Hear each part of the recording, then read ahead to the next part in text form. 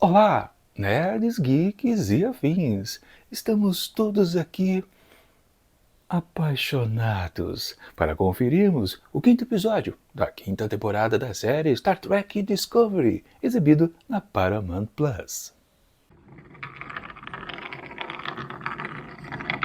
Pois bem, pessoal, depois de um bom episódio na semana passada de Discovery, temos aqui o retorno às origens. Claro, um episódio que não serve para nada.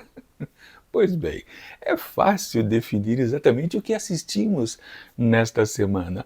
Algo que, caramba, não cativa ninguém, porque basicamente pararam a história, né, o arco narrativo da temporada inteira, para contar a respeito dos vilões da vez. Mas quem se importa com os vilões? Sim, existem bons vilões em várias franquias por aí, seja no cinema, na televisão, na literatura, não importa.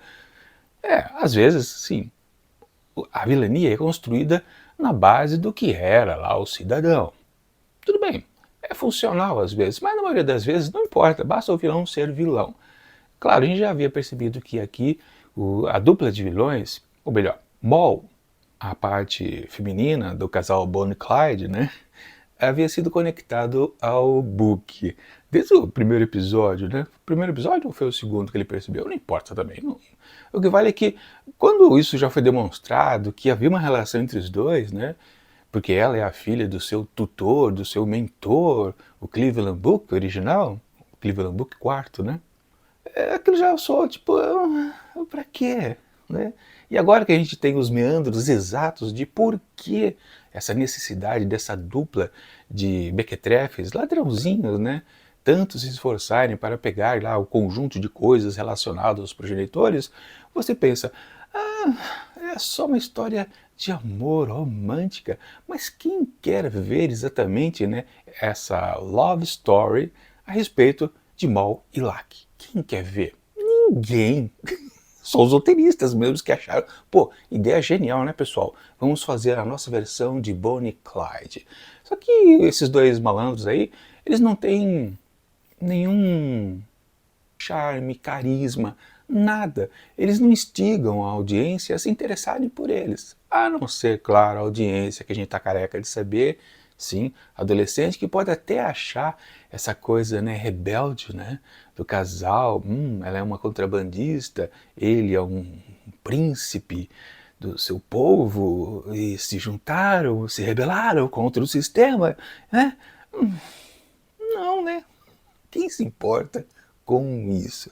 Basicamente é a sensação que a gente tem ao terminar o episódio. Na verdade, o grande problema desse roteiro que nos foi apresentado aqui nessa semana é que ele não tem estofo, ele não tem uma certa solidez. Pode ser que as ideias que foram apresentadas aqui sejam até interessantes, mas digamos que falta talento aos roteiristas de dar justamente um conteúdo mais profundo para o texto. Pois a gente assiste a toda aventura e não fala nada de positivo. Quer dizer, você pode falar positivo, tá, foi bem feito, talvez bem dirigido, não sei, acho que nem dirigido não foi bem esse episódio, porque é algo que soa... Primeiro que, sim, tem aquela cara de filler, do mesmo jeito que semana passada era uma espécie de episódio filler, mesmo não sendo, e por causa disso até ele se torna um dos melhores da franquia não, da série Star Trek Discovery. Esse aqui a gente pode considerar realmente como algo que é dispensável, claro, só não é porque explica de fato a origem deste casalzinho, mas não acrescenta nada. E mesmo na relação que já haviam enfiado antes pra gente, que é exatamente da ligação de Book com a Maul, também não acrescentou, não fez com que a gente, tipo, não, agora sim eu torço por ela. Ou ajudo também nas intenções do nosso já amigo Booker. Não. Na verdade, como eu já tinha apontado, não sei se foi aqui nas resenhas dessa temporada ou foi nas resenhas gerais de temporadas passadas, eu já havia dito que o personagem Book, ele assumiu o posto do que era Maiko antigamente. Se Maiko antes era a sofredora, né, que carregava coisas profundas na alma, tudo isso foi passado para o Book, já que tiveram que deixar a personagem mais agradável à audiência, deixar ela mais alegre, né? Sem ser tão rebelde. O rebelde passou a ser o Book, o sofredor passou a ser o Book, e por aí vai. Então, quando eles estavam pensando nessa temporada, pô, o que a gente faz com o Book, né? Tivemos até a chance de dispensá-lo no finalzinho da temporada anterior, mas não, vamos continuar com o personagem. Mas o que vamos fazer com ele, já que ele é o sofredor? Ah, vamos fazer uma antiga ligação de família, que é forçada, né? Ela é a filha do seu tutor. Só porque ele não tem mais o seu planeta natal, ele a considera como o último membro de sua família. É pouco, é forçado. A gente não consegue se envolver na ligação desses dois personagens. E o que é apresentado aqui da ligação entre Locke e Maul, pior ainda. Mesmo porque também esse casalzinho, quando foi apresentado lá no primeiro episódio desta temporada, se mostrava uma certa dependência também, que uma coisa batida, clichê. A mulher dominadora e o homem meio capacho. Aqui na construção exatamente da ligação romântica entre eles, foi basicamente isso, né? Ela toda descolada ali, contrabandeando algumas coisas, ele o sujeitinho, né, que fica fiscalizando a carga, mas por coincidência da vida, ele é um herdeiro ali do Império Bree. Daqui a pouco a gente fala deles também, né? E conversa vai, conversa vem, entre uma coisa e outra, que é entrega ali, né? Ali no setor de depósito, né, de despacho de mercadoria, ou de recebimento, na verdade, de mercadoria, né? Um amor vai se formando. E, que coisa divertida, que empolgante. Não, não é, não tem nada. Ainda mais também, né, talvez isso seja também um ponto que dificulta as coisas também, tudo é contado em termos de flashback. Não é uma coisa que vai acontecendo na nossa frente. Tudo bem, a gente vai conhecendo aos poucos também, né, pequenos drops ao longo do episódio. Mas não empolga. A todo momento que retorna essa história, pelo menos a gente vê com uma certa curiosidade, porque o que está acontecendo ali dentro da nave da ISS Enterprise, né? Sim, a Enterprise do Universo Espelho, não é empolgante também, né? Porque é só uma situação de conflito, onde todo mundo está ali dentro de uma enfermaria, querendo pegar lá a pista da vez, né? Do arco narrativo da temporada, com aquela coisa também irritante, que é sempre ficar procurando a pista da semana. E aquilo já não agrada, não é empolgante o conflito que há ali dentro da enfermaria dos dois casais, né? Porque sim, é Locke e Mock e Book e Michael. E mais um contexto de love story ali também que também não serve para nada. E quando a gente pula pro flashback, a gente vê uma história meio sem sal. Realmente não dá para se empolgar. A espécie lá dos Brees, né, que a gente acaba definindo realmente que o Locke é um Bree, e Bree era conhecido já de outras séries da Era de Bronze, da Era de Prata, lá com o Deep Space Nine, também tivemos em Voyager, Voyager também? Acho que sim, né? Enfim, Bree foi bem citado, mas assim, era quase uma coisa meio distante, é tipo aquela espécie misteriosa que aqui na Era de Latão eles gostam de pegar e explicar. O problema é explicar até a face dos Bree, que era misteriosa, né? Tem aquele conceito ali do traje, né, refrigerado, que é a face, ou na verdade a pele inteira, né? É meio gelatinosa, né? Tem aquela coisa, né? Aquele papo furado de dois rostos que os Brees possuem, né? Mas qual o verdadeiro? Qual que você deve seguir, né? As intenções da vida, né? Também não é empolgante. Nada aqui é empolgante, porque talvez, basicamente, a gente pode chegar a essa conclusão, é que a forma como tudo isso é conduzido não é estimulante, não é instigante. Faltou o trato dos dois roteiristas para fazer tal coisa. Enfim, né? A gente começa aqui com a história desse episódio com mais a continuação do que a gente já havia visto na semana passada, porque quando teve aquele sinal lá, eles foram atrás de uma certa localidade no espaço, onde não havia nada, lembram, né? Aí teve o lance do que ocorreu no episódio da semana passada. Mas, de fato, eles estão no mesmo ponto, pois foi 6 horas depois. Enfim, eles acabam descobrindo então que lá há uma certa fenda espacial para um contexto interdimensional, aquelas coisas típicas de ficção científica, principalmente da franquia Star Trek, né? E aí se acaba descobrindo que a navezinha lá de Maul e Locke, né, entraram na bendita fenda e a gente tem que ir atrás deles também. Só que não dá para entrar com a Discovery inteira, né? Tem que entrar com uma nave auxiliar. Beleza, tudo bem. se vai até lá. E quando se chega lá dentro, temos aquele contexto de destruição e, o que é isso? Entre os destroços, já se descobre que a nave dos miliantes também já foi pro vinagre, pelo menos metade dela, né? Depois eles encontram outra metade, mas antes encontram, como já comentei, a ISS Enterprise do Universo Espelho. Aí você fica pensando, peraí, o que é isso? É um episódio do contexto do Universo Espelho que, como eu comentei semana passada, os fãs, os trekkers, geralmente gostam de o tipo de episódio que é de looping temporal, que foi o que a gente viu na semana passada, e também gosta de Universo Espelho. Embora o Universo Espelho seja uma coisa mais que tenha mais debate entre os fãs, né, de gostar ou não gostar, de amar ou odiar, né?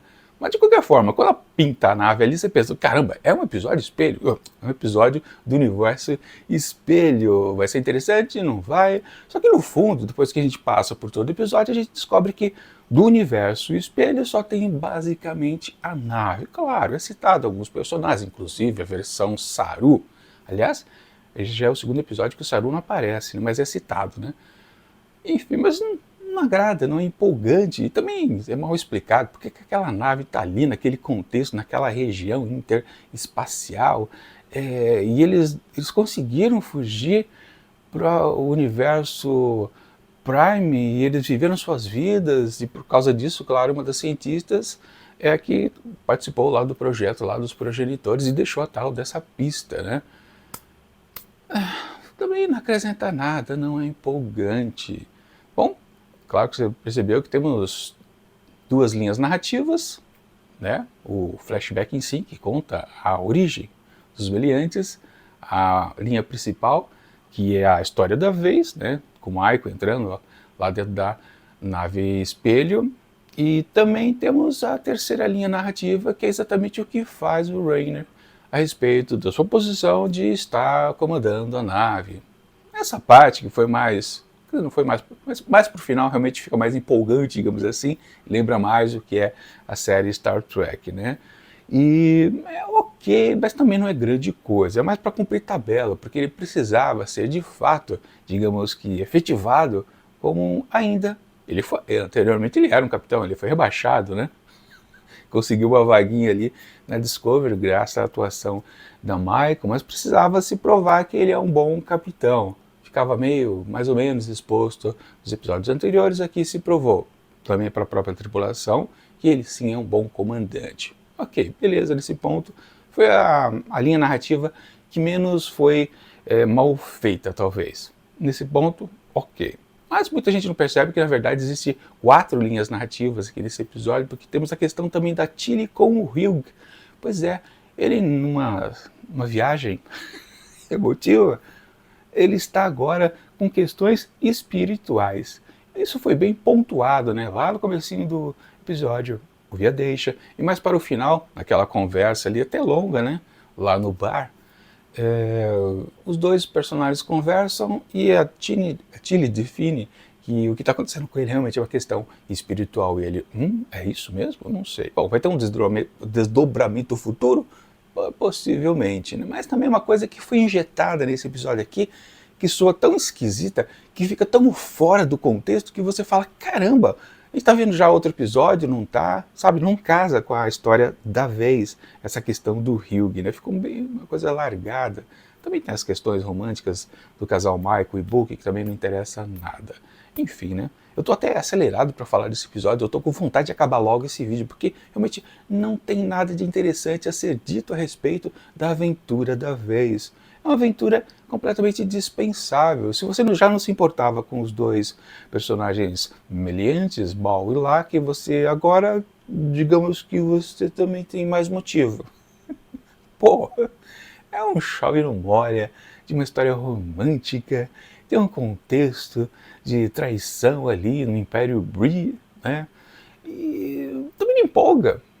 Não empolga nem essa parte, né? Ou seja, porque esse episódio ele fecha a primeira metade desta temporada. E finalmente, né, a gente tem um arco narrativo mais consistente para os vilões. Isso não melhora nada na temporada, muito pelo contrário, talvez, né? A temporada ela não é empolgante nessa coisa de ficar pegando pista uma atrás da outra, como já foi lá na terceira temporada. Terceira não, na segunda temporada, né, que ia atrás das luzes vermelhas, é uma coisa também que às vezes funciona, às vezes não. Mas aqui nessa quinta temporada, acho que nenhum episódio está funcionando, com exceção da semana passada, que foi o melhorzinho. Mas esse aqui, sim, voltou às origens.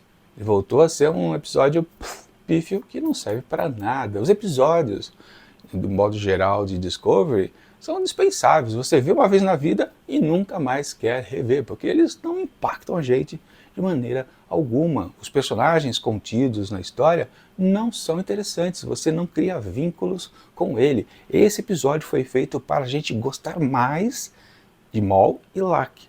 Gostamos? Não.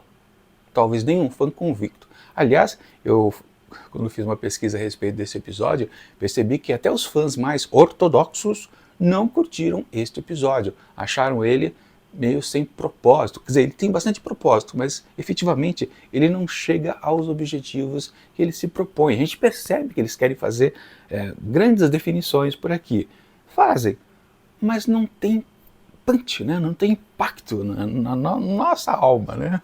Até uma coisa, digamos, espiritual. Falta uma espiritualidade, né? Já que colocaram esse contexto ali via Hugh, falta uma questão, né, de algo grandioso. Não tem esse episódio, ele falha miseravelmente nos seus objetivos. Portanto, para esse quinto episódio da quinta temporada de Star Trek Discovery, eu atribuo apenas uma nota merecida, né? Meio asterisco. Pois é, meio. Não chega a ser uma bela de uma porcaria como o Sucal, né? Aquele clássico das coisas pavorosas que a Era de Latão já produziu. O episódio realmente ele tenta, mas não consegue. Mas ele não é um desastre narrativo. Narrativamente falando, ele chega aos pontos, não consegue os objetivos, mas ele consegue conduzir as coisas, ele tenta ser ágil esse episódio, mas não consegue.